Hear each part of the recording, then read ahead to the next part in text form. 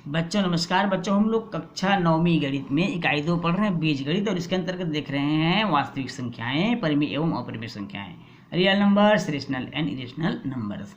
इसमें बच्चों प्रश्नावली 2.1 से हमने प्रश्न क्रमांक 7वां तक के सवाल हल कर लिया है। आज हम देखेंगे प्रश्न क्रमांक 8वां। चलिए देखते हैं प्रश्न क्रमांक 8वां।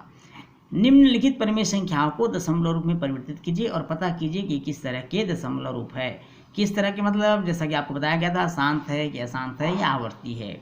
उसी प्रकार प्रश्न 9वां है बच्चों, निम्नलिखित दशमलव का p/q के रूप में व्यक्त कीजिए। दशमलव रूप को p/q के रूप में आपको प्रदर्शित करना है। यहाँ पर प्रश्न क्रमांक 10वां है, दशमलव को p/q के रूप में प्रदर्शित करना है, परिवर्तित करना है। तो चलिए ये 3 सवाल दिया है, बहुत सरल है। चलते हैं प्रश्न 8वां के पहला सवाल की ओर। 126/5। प्रश्न पहला है 126/5, ये दिया हुआ है बच्चों। 8वां का पहला प्रश्न है 126/5। हमें इसे दशमलव रूप में लिखना है। बहुत सरल है। दशमलव रूप में लिखने का मतलब है इसे आपको 5 से भाग कर देना। 126 को 5 से भाग कर दीजिए। 5 दूनी 10, 2 बच गया। यहाँ पर उतार लेंगे हम 6 को। 5 पंचे 25, बच गया यहाँ पर 1। अब यहाँ पर चूंकि 5 से 1 को विभाजित नहीं कर सकते तो हम दशमलव लेकर शून्य बढ़ा लेंगे। 5 दूनी 10। अब देखिए बच्चों पूरा विभाजित हो गया। यहाँ पर कुछ भी शेषफल नहीं बचा, अर्थात हम कहेंगे 126/5 का दशमलव निरूपण हो जाएगा 25/2, और ये हमारा आंसर हो जाएगा। बहुत सरल है बच्चों। इसी प्रकार देखते हैं इसमें एक और सवाल, दूसरा सवाल देख लेते हैं। दूसरा 335/16 दिया हुआ है। 335/16। अब यहाँ पर 335 को 16 से विभाजित कर दीजिए। 335 को 16 से विभाजित कर देते हैं बच्चों। यहाँ पर 16 का पहाड़ा पढ़िए, 33 से विभाजित हो जाए तो 16 दूनी 32, 2 बार में जाएगा। 16 दूनी 32। अब 3 में से 2 घटा दीजिए, 1, और ये कट गया। अब उतार लेंगे 5। क्या 15 16 से विभाजित हो रहा है? बिल्कुल नहीं हो रहा है, तो शून्य बार जाएगा बच्चों। 16 बार ये शून्य बार हो जाएगा। 16 शून्य शून्य, 15 बचेगा। अब आप दशमलव ले लीजिए, दशमलव लेकर के आप शून्य बढ़ा दीजिए। 16 का सब पहाड़ा पढ़िए, 150 के आसपास हो तो 16 नहीं 144 होता है। यहाँ पर 144 हो जाएगा। 150 में से 44 घटा दीजिए तो ये प्राप्त हो जाएगा हमको 6। ये इस तरह से आप उतार लेंगे बच्चों, क्योंकि दशमलव ले चुके हैं तो आपको शून्य उतारते जाना है। 16 का ऐसा पहाड़ा पढ़िए कि 60 के आसपास हो। 16 या 48, क्योंकि 16 चौक 64 ज़्यादा हो जाएगा। 60 में 48 घटा दीजिए। 60 में 48 घटाएंगे तो आपको मिलेगा 12। फिर शून्य उतार लीजिए। अब 16 का ऐसा पहाड़ा पढ़िए 120 के आसपास हो तो यहाँ पर हो जाएगा 16 सत्ते 112 होता है। अब 120 में 112 घटा दीजिए, 8 बच जाएगा। फिर दशमलव ले चुके हैं तो 16 पंचे 80। अभी 80 पूरी तरह से विभाजित हो गया। अब यहाँ पर देखिए बच्चों कुछ भी शेषफल नहीं बचा, अर्थात 335/16 को जब हमने विभाजित किया तो दशमलव रूप में इसको लिखेंगे 20.9375। ये आंसर आ गया। और ये पूरा विभाजित हो गया, इसलिए हम बोलेंगे इसको शांत दशमलव। क्या बोलेंगे बच्चों? शांत दशमलव निरूपण। क्योंकि इससे पहले प्रश्न पूछा गया था किस प्रकार का दशमलव निरूपण है। इससे पहले वाला भी बच्चों जो 126/5 को हमने हल किया था वो भी शांत दशमलव होगा, क्योंकि वो भी पूरा विभाजित हो गया था। तो ये हो गया शांत दशमलव, और ये उसका उत्तर। चलिए देखते हैं बच्चों अगला प्रश्न। अभी 8वां में जो 2 सवाल हमने बताया बच्चों, पहला और दूसरा, बाकी तीसरा चौथा आपके लिए होमवर्क रहेगा। इसको आपको हल करना है। बहुत सिंपल है, आपको केवल विभाजित करने के बाद जो प्राप्त आंसर वही उसका आंसर होगा। 9वां सवाल, निम्नलिखित दशमलव रूप को p/q अर्थात परिमेय संख्या के रूप में आपको व्यक्त करना है। इसमें भी 4 सवाल दिया है बच्चों। चलिए पहला सवाल और तीसरा सवाल कर लेते हैं, बाकी दूसरा और चौथा आपको बनाना है। दूसरा और चौथा आपके लिए होमवर्क रहेगा। तो चलिए चलते हैं 9वां का पहला। 9वां का पहला दिया हुआ है 0.53। इसको हमको p/q के रूप में लिखना है। तो माना कि p/q बराबर 0.53। अब दशमलव जब हटाएंगे बच्चों तो 53/1 लिखेंगे, और दशमलव बाद जितने अंक है उतने आपको शून्य बढ़ा देना है। क्या ये विभाजित हो रहा है बच्चों? विभाजित नहीं हो रहा है, तो यही हमारा क्या हो जाएगा? आंसर हो जाएगा। अर्थात 53/100 0.53 का p/q रूप होगा। चलिए इसमें देखते हैं तीसरा सवाल। तीसरा सवाल दिया हुआ है 105.25। 105.25। तो माना कि p/q बराबर, ये इसको हम मान लेते हैं, माना p/q बराबर 105.25।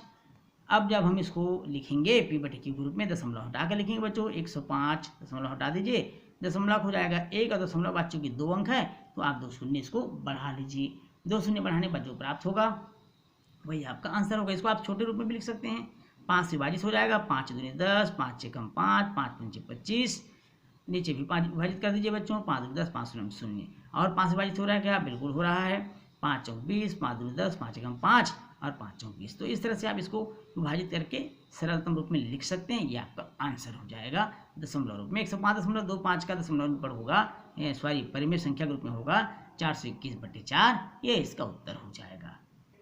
अब हम देखते हैं प्रश्न क्रमांक 10वां। निम्नलिखित दशमलव को पी बटे क्यू रूप में लिखना है। किस रूप में परिवर्तित करना है बच्चों, इसको पी बटे क्यू रूप में। इसमें भी 4 सवाल दिया है। चलिए पहला सवाल और तीसरा सवाल मैं आपको बता देता हूँ, दूसरा और चौथा आपके लिए क्या रहेगा, होमवर्क रहेगा। तो चलिए पहला सवाल और तीसरा सवाल। तो सबसे पहले हम चलेंगे प्रश्न पहला की ओर। 0.70 और 70 के ऊपर है बार। 10वां का पहला 0.70 और 70 के ऊपर बार, ये इस तरह से प्रश्न दिया हुआ है। इसे हमको लिखना है पी बटे क्यू के रूप में। तो माना कि पी बटे क्यू बराबर 0.70 और इसके ऊपर बार। अब इसे हम पी बटे क्यू के रूप में लिखेंगे बच्चों, पी बटे क्यू के रूप में लिखेंगे तो ये हो जाएगा 10। पहले बार हटाते हैं, बार मतलब उसको आपको आवर्त रूप में लिखना है, बार बार आवर्त रूप में है, तो इसको हम लिखेंगे 0.70 डाट डाट डाट डाट, क्योंकि जिसके ऊपर बार है उसी बार बार आपको लिखना है। इसे हम मान लेते हैं समीकरण नंबर 1, पहला समीकरण। अब आप देख रहे होंगे दशमलव के बाद 2 अंक है, दशमलव कितने अंक है, 2 अंक है जिस पर बार है। तब हम क्या करेंगे, दोनों पक्षों में 100 का गुणा कर देंगे, दोनों पक्षों में 100 का गुणा। किसका गुणा कर देंगे बच्चों, 100 का गुणा करेंगे। और 100 का क्यों करेंगे, क्योंकि दशमलव के बाद 2 अंक है। तो ये हो जाएगा 100 पी बटे क्यू, और इधर हम 100 का गुणा करेंगे तो ये हो जाएगा 70.7070 dot dot dot dot dot. इसे हम मान लेंगे समीकरण नंबर दूसरा। समीकरण दूसरा में समीकरण पहला को घटाने पर, समीकरण दूसरा में पहला को घटा दीजिए तो 100 पी बटे क्यू ऋण 1 पी बटे क्यू बराबर 70.7070 डाट डाट डाट में ऋण 0.70 डाट डाट डाट डाट को हमको घटाना है।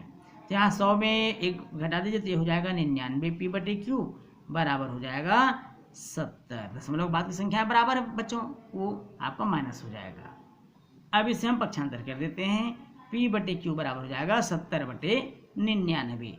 अब 70/99 विभाजित नहीं हो रहा है, विभाजित हो रहा होता तो उसको हम विभाजित कर देते, और विभाजित नहीं हो रहा है तो ये हमारा क्या हो जाएगा, आंसर हो जाएगा 70/99। 0.70 बार का परिमेय रूप होगा, पी बटे क्यू रूप में होगा। ये हमारा आंसर हो गया। चलिए देखते हैं इसमें अगला प्रश्न। इसमें तीसरा प्रश्न की ओर चलते हैं बच्चों, 10वां का तीसरा सवाल। तीसरा प्रश्न दिया हुआ है, निम्नलिखित दशमलव को पी बटे क्यू में। तीसरा सवाल 3.127 और 7, केवल 7 के ऊपर बार है, केवल 7 के ऊपर बार है, इसको ध्यान रखिएगा बच्चों। तो माना कि पी बटे क्यू बराबर 3.127 और 7 के ऊपर बार है, तो इसे हम जिसके ऊपर बार है उसे हम बार बार लिख लेते हैं इस तरह से, और इसे हम मान लेते हैं समीकरण नंबर पहला, समीकरण नंबर 1। अब यहाँ पर ध्यान से देखिए बच्चों, दशमलव के बाद केवल 2 ही ऐसे अंक हैं, 1 और 2, जिस पर बार नहीं है। तो सबसे पहले हम 100 का गुणा कर देंगे, 100 का गुणा दोनों पक्षों में, दोनों पक्षों में। अब 100 का गुणा जब दोनों पक्षों में करेंगे तो ये हो जाएगा 100 पी बटे क्यू बराबर हो जाएगा, 100 का करेंगे बच्चों तो ये हो जाएगा 312.777 डाट डाट डाट। ये हो जाएगा हमारा दूसरा समीकरण। अब यहाँ पर एक चीज और ध्यान से देखिए, प्रश्न में एक अंक ऐसा भी है जिस पर बार है, वो है 7, केवल एक ही अंक है। अब एक अंक है तो हम 10 का गुणा कर देंगे, दोनों पक्षों में 10 का गुणा करेंगे बच्चों, 10 का क्यों, क्योंकि एक ही अंक के ऊपर बार है, एक अंक के ऊपर बार है, 10 का गुणा कर देंगे तो ये हो जाएगा, 10 का करेंगे तो 1000 हो जाएगा। 1000 पी बटे क्यू बराबर, यहाँ पर 10 का गुणा करेंगे तो ये 3127.777 डाट डाट डाट, ये हो जाएगा हमारा समीकरण नंबर तीसरा। समीकरण कौन सा प्राप्त हो जाएगा बच्चों हमको? समीकरण नंबर तीसरा। अब हम क्या करेंगे, ये समीकरण तीसरा में समीकरण दूसरा को माइनस कर देते हैं, घटा देते हैं। समीकरण तीसरा में समीकरण दूसरा को घटाने पर क्या करना है बच्चों? हमको घटाना है। अब 1000 पी बटे क्यूब में 100 पी क्यूब घटा दीजिए तो ये हो जाएगा 900। कितना हो जाएगा? 900 पी बटे क्यूब। अब 3127 में 312 घटा दीजिए, दशमलव बाद के अंक बराबर है बच्चों, ये बिल्कुल कट गया, माइनस हो गया। अब 312 है, 3127 है, 3127 में 312 घटा दीजिए, 2815 बचेगा, 2815 बचेगा। अब पी बटे क्यू बराबर हो जाएगा 2815 बटे 900। ये विभाजित हो रहा है तो इसको विभाजित कर देंगे, सरल कर देंगे। क्या 5 से कट जाएगा? चलिए देखते हैं। 5 पंचे 25, 3 बच गया, 5 छक्का 30, 5 तिया 15, नीचे 5 से करेंगे, 5 एकम 5, 4 बच गया, 5 अट्ठे 40, 5 शून्यम शून्य, विभाजित हो गया, अर्थात ये हो जाएगा 563 बटे 180। तो ये हमारा हो जाएगा बच्चों आंसर 563 बटे 180, अर्थात 563 बटे 180। ये हो गया पी बटे क्यू रूप में किसका?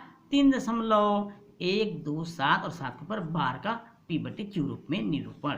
तो इस तरह से आप पी बटे क्यू रूप में निरूपण कर सकते हैं, निरूपित कर सकते हैं। बच्चों इस प्रश्न के साथ ही आज की क्लास हमारा यहीं समाप्त होता है। वीडियो अच्छा लगे तो वीडियो को लाइक और शेयर करिएगा। चैनल मिले तो चैनल को सब्सक्राइब करना बिल्कुल नहीं भूलिएगा। तो आपसे फिर मुलाकात होगी बच्चों नए प्रश्नों के साथ, तब तक के लिए नमस्कार।